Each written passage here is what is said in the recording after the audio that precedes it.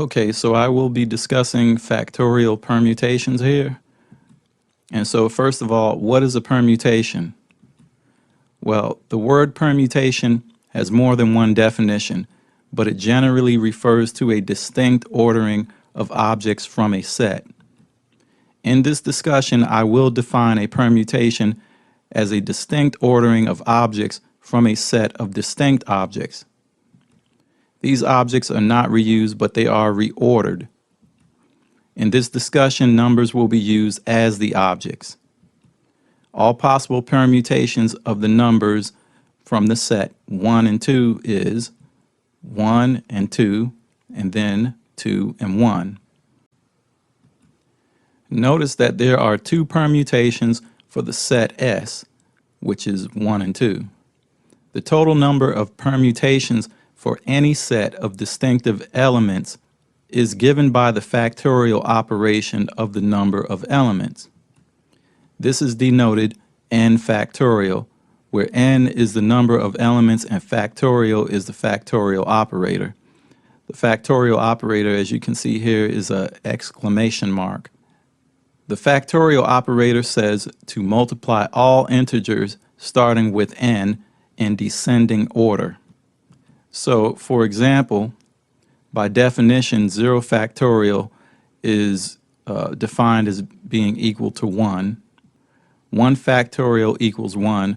2 factorial equals 2 times 1, which equals 2. So, starting with 2, you can see the descending order here. So, 2 and then descending to 1, and you have a product of these two here, and that equals 2. So, next, 3 factorial is 3 times 2 times 1, which equals 6. 4 factorial is 4 times 3 times 2 times 1 equals 24. 5 factorial is 5 times 4 times 3 times 2 times 1 equals 120. 6 factorial is 6 times 5 times 4 times 3 times 2 times 1 equals 720. So with the factorials here, basically what it's saying is for 4 factorial, if you have 4 distinct objects, what are the amount of your choices for the first slot that you're going to put them in? And you have 4 of them, so you first have 4 choices. Then after you make your first choice, then for the second slot, well, how many choices do you have? You can only have 3 because you just used up 1 when you put that 1 into the first slot, so you're only left with 3. So you choose 1 from that, and then when you go over to the next given slot that you have here, then you only have 2 choices to make, and so forth. And then when you get down to your last slot, you only have 1 out of 1 choices to make, so that's it. And so that's basically the pattern that you have here for your factorials. So all possible permutations of the numbers 1, 2, 3 are 1, 2, 3, 1, 3, 2, 3, 1, 2, 3, 2, 1, 2, 3, 1, 2, 1, 3. There are 3 factorial, which equals 6 of them. So each permutation here shows that it's a distinct ordering of these 3 elements from this set.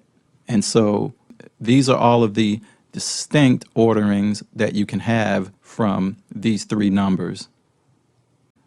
The factorial operator tells you how many permutations exist for a given set of distinct objects, but it does not tell you what all the permutations are. After 4 factorial, higher numbers of total permutations become highly prone to error if we manually do them, and if they don't have error, they at least require a substantial amount of work. This is where having an algorithm will help. You can write a program based on the algorithm and have the program run the algorithm for you. I will leave the programming to you, as you may use a non-recursive or recursive design, but I will show you an algorithm for generating all permutations for a set of distinct objects. The algorithm that I will be discussing is called the Johnson Trotter Algorithm.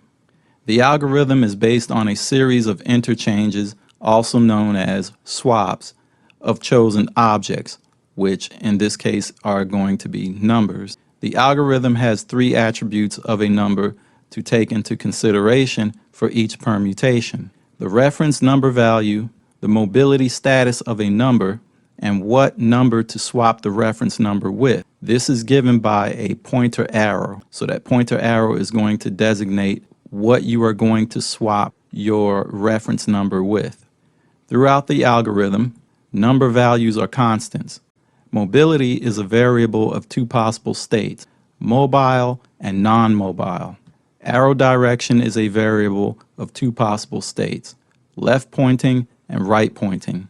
These are the three attributes of a number using this algorithm. So the algorithm rules are going to be that arrows initially all point left, and then the mobility is initially set to mobile for all numbers that point to a number of lesser value except for the first number, since it does not point to any number at all. The reference number for the permutation is determined as the greatest mobile number in the set since the last permutation. Swap the reference number with the number that it points to. Arrows reverse direction for all numbers that are greater than the reference number after the swap. If an arrow does not point to a number because it is the first or last number in the permutation, or it points to a number of greater value, it changes to non-mobile status after the swap. Mobility of all numbers are reinstated if the number points to another number of less value after the swap. And then finally, when there are no more mobile numbers, all the permutations have been done. So for example here, list all the permutations of the set S equals 1, 2, 3, 4. From the factorial operator, we can see that we have 4 factorial, which equals 24 permutations to list. I will list 4 of these over 6 pages, since 24 permutations per 4 permutations per page equals 6 pages. So page 1, initial permutation. You have 1, 2, 3, 4. All of the arrows are pointing left. 4 is the largest mobile number. It is pointing to 3, so swap it with 3. And just as an extra note, 1 is not mobile because it's not pointing to any number at all. So again, 4 is the largest mobile number. It is pointing to 3, so swap it with 3. So then you end up with this. Next, 4 is the largest mobile number. It is pointing to 2, so swap it with 2. And then now you have this. That's your third permutation. Next, 4 is the largest mobile number. It is pointing to 1, so swap it with 1. And then you have this. That's your fourth permutation. So 4 has been the reference number throughout these last 3 permutations here. So next, 4 is no longer mobile because it does not point to a number. 3 is the largest mobile number, so it is now the reference number. Swap it with what it points to, the 2 in this case. Then reverse the arrows of any numbers, which in this case is 4, that are larger than the reference number 3. So just for reference, let's go back here, take a look at that. And so that's what I am referring to. And then after that, you have this result here, where you see the arrow of 4 has been reversed from what it was before. 3 is the reference number, and you swap that with 2. Since 4 now points to a lower value, which is number 1, it becomes mobile. 4 is now the reference number. Swap it with what it points to, which is 1. So the reason why it now becomes the reference number is because it's the largest mobile number. And what it's pointing to is 1, so that's why we swap it with 1. So we end up with this as a result. That's our next permutation that we have. And then next, again, 4 is the reference number again. Swap it with what it points to. So we swap it with 3, and then we have this. 4 is the reference number. Swap it with what it points to. So we swap it with 2. And we have that. Now, 4 is no longer mobile because it does not point to a number. So let's take a look back here. As you can see, 4 is not pointing to anything, so it's no longer mobile. 3 is the largest mobile number, so it is now the reference number. Why is 3 mobile? Because it points to a number that's lower in value than it. Okay, so 3 is the largest mobile number, so it is now the reference number. Swap it with what it points to, the 1 in this case. Then reverse the arrows of any numbers, which in this case is 4. Reverse the arrows of any numbers that are larger than the reference number, which is 3. And then we end up with this. So as you can see, the arrow of 4 has been reversed, and we have this as a result. So next, since 4 now points to a lower value, which is 2, it becomes mobile. 4 is now the reference number. Why? Because it's the largest mobile number. So 4 is now the reference number, and so we swap it with what it now points to, which is 2. Then we end up with this result. Next, 4 is the reference number. Swap it with what it points to. So we swap it with 1, and we have that. 4 is the reference number. Swap it with what it points to. It points to 3, so we swap it, and we have that result. So next, 4 is no longer mobile because it does not point to a number. 3 is no longer mobile because it points to a number larger than it. Your 4 there. So you see how 3 is pointing to 4? 3 can't be mobile anymore because 4 is larger in value than 3, and 4 doesn't point to anything, so it's not mobile. Okay, so next, 1 is not mobile. The reference number is now 2. So if you take a look at 1, 1 is pointing to 3. 3 is larger in value, so it's not mobile. So 2 is the only mobile number. So the reference number is now 2. Swap it with what it points to, the 1 in this case. Then reverse the arrows of any numbers that are larger than the reference number 2. So in this case, the numbers that are larger than the reference number are 4 and 3.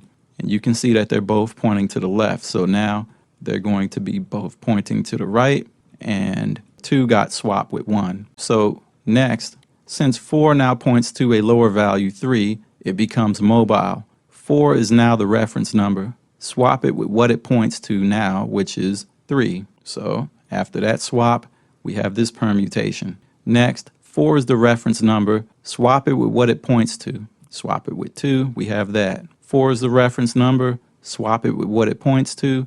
Swap it with 1, and this is what we have. So next, 4 is no longer mobile because it does not point to a number. 3 is mobile and is now the reference number. Swap it with what it points to, the 2 in this case. Reverse the arrows of any numbers, which will be 4, that are larger than the reference number, which is 3. And then we end up with this permutation. Next, since 4 now points to a lower value, it becomes mobile. So we can see 4 pointing to 1 there. It becomes mobile now. 4 is now the reference number. Swap it with what it points to, which is 1. And then we have this permutation. Next, 4 is the reference number. Swap it with what it points to, which is 3. We have that. Next, 4 is the reference number still. Swap it with what it points to. That'll be 2. So we have that permutation. Then next, 4 is no longer mobile because it does not point to a number. We can see that there. Doesn't point to any number. It's no longer mobile. 3 is now the reference number. Why?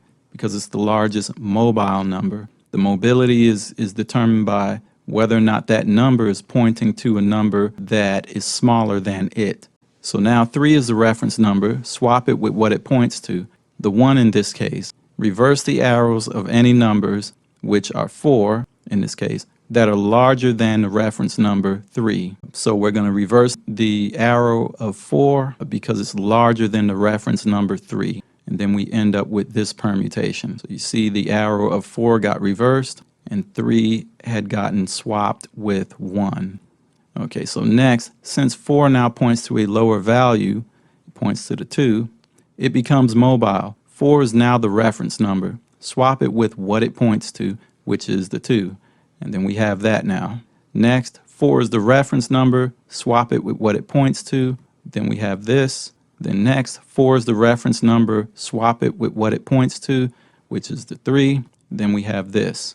Now, at this point, this is the end of the permutation for this reason. 4 is no longer mobile because it does not point to a number. So we can see here, it doesn't point to a number. 3 is not mobile because it points to a number larger than it.